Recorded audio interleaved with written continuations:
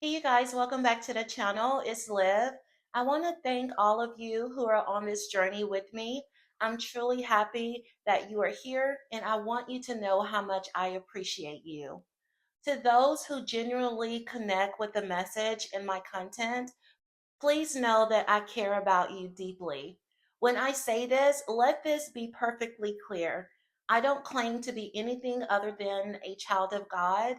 What I'm doing here is simply sharing my testimony, what God has taught me, and what I've learned through my spiritual journey.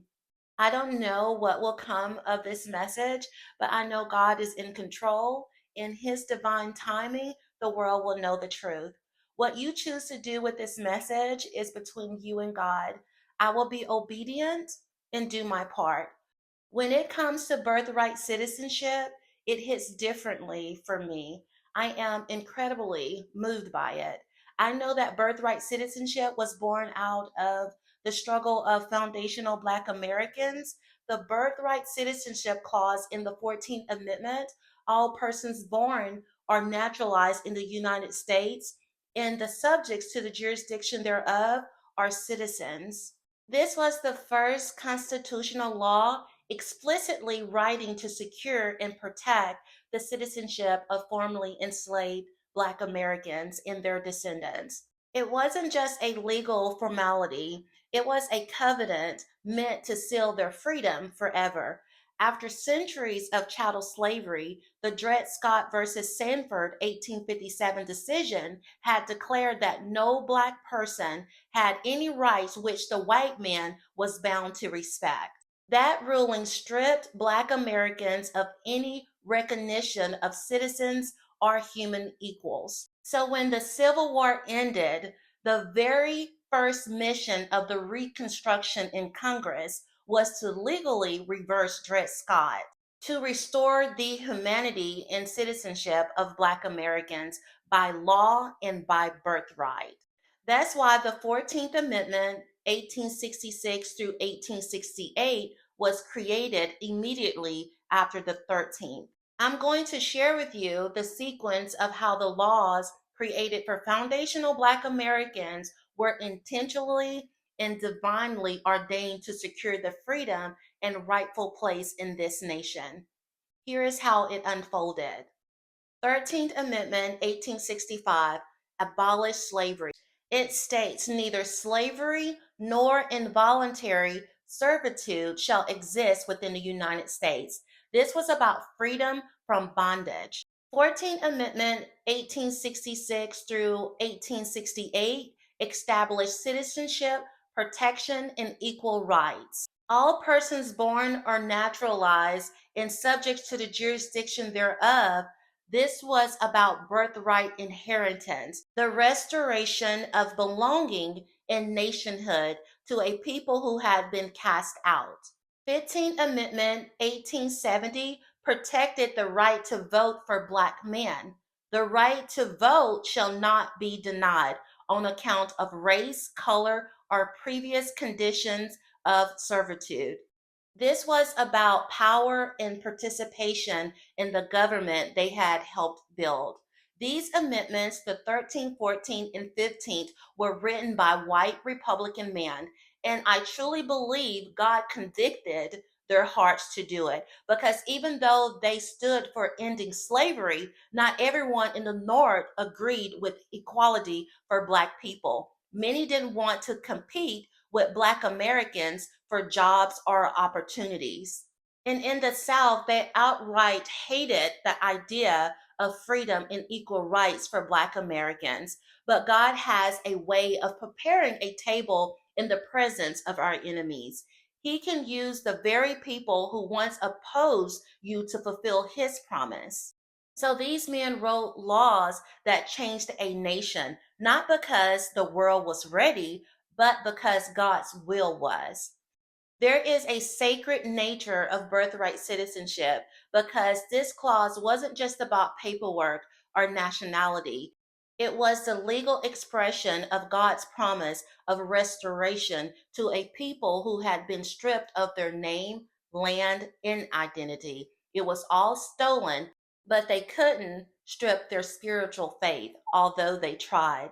Birthright symbolized a new birth for a nation that had enslaved God's children, a spiritual inheritance that was meant to be protected and never overturned, left untouched. I know I'm not the only one of God's people who feels deeply drawn to how birthright citizenship was later misinterpreted and hijacked. If your spirit is moved in this way, that's because the law itself carries spiritual weight. It was meant to seal the freedom of a chosen people, and its misuse represents not just legal corruption, but spiritual betrayal. Why does this matter now?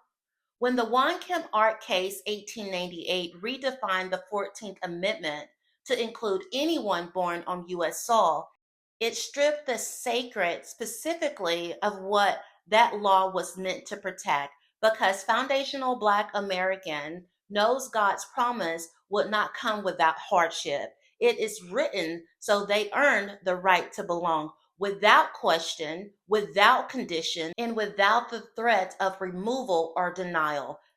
That right was sealed through sacrifice. Our ancestors' blood was shed on this land to establish a sacred a covenant that tied our freedom, citizenship, and inheritance directly to the cost of their lives.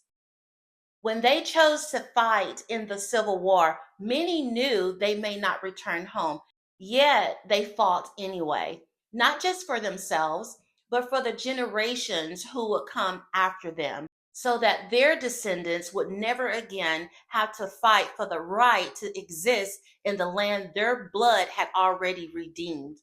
Just as our Savior shed his blood for redemption, their blood sanctified the promise of belonging in America. But over time, that covenant was hidden from the sacredness and was morally distorted, twisted, redefined, so broad that anyone could claim its benefits. Even those who were never part of the struggle nor the sacrifice, that's what I believe was lost in the misinterpretation of One Cam art and the true meaning of birthright citizenship. That's why you feel the law in its mishandling carries a deep spiritual wound, because it does. Those dates and events matter. They carry deep significance. You had a group of people in the South who never wanted slavery to end. They wanted to govern their own states. Look around. What's happening now? They wanted to separate from the Union and refuse to be part of the United States that stood against slavery.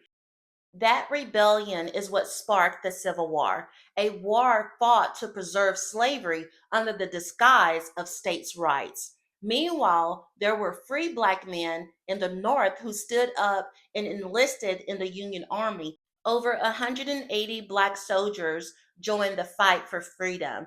That was a very significant number of Black soldiers during that time. When they entered a military that had once been all white, many of these white troops and Northerners despised President Abraham Lincoln for allowing it. Yet those Black soldiers stood firm, and former slaves from the South joined their side, fighting alongside the North to defeat the Confederacy and end slavery once and for all. After the war, Union troops were stationed throughout the South to enforce the end of slavery and to make sure the new laws were followed. But the South hated that. After the Civil War victory, Black American families began to thrive. They built their own homes, schools, churches, business. They owned land, opened banks, and established thriving communities that supported one another. For the first time, they gained real political power, electing Black leaders to local offices, state legislators, and even Congress during Reconstruction. This Black excellence was not limited to Tulsa, Oklahoma, the Black Wall Street that is most widely remembered. You have to ask yourself, what happened? What changed?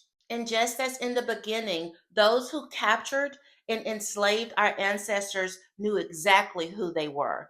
That's why they worked so hard to strip us of our language, our faith, our name, and our identity. They knew who we were then, And their mission has always been to make sure we never remember. But the truth cannot stay buried forever. There is a reason why President Trump's leadership has resurfaced in this time. It's not by coincidence.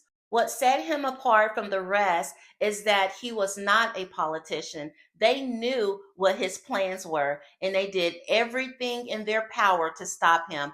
But it's not about the man himself, it's about what God has appointed him to do that truly scares them. That's why he faced so much resistance, betrayal, and opposition, even from those who were supposed to stand with him. It's almost poetic how God can turn the enemy's own tactics against them. The very media used against Black Americans and Trump became the platform that was used to declare the truth of birthright citizenship. With numerous policies that have been wrongly enjoined on a nationwide basis. And some of the cases we're talking about would be ending birthright citizenship, which now comes to the fore.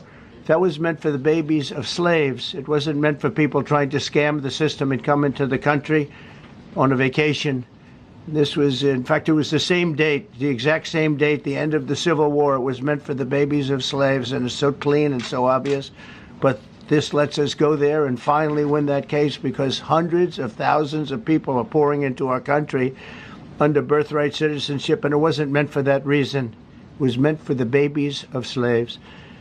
And who it rightfully belongs to, the babies of slaves, meaning the descendants of foundational lineage Black Americans. Let that news spread worldwide. The issue of birthright citizenship, something that was originally sacred to our ancestors' freedom, is now back on the surface, forcing America to confront what was hidden. We must recognize who the real enemies are, not the ones they distract us with, but those who profit from keeping us divided and blind, yet the awakening has begun. And as we cross this 400-year mark, it's time to remember who you are, why you were chosen, and what covenant was made for our redemption.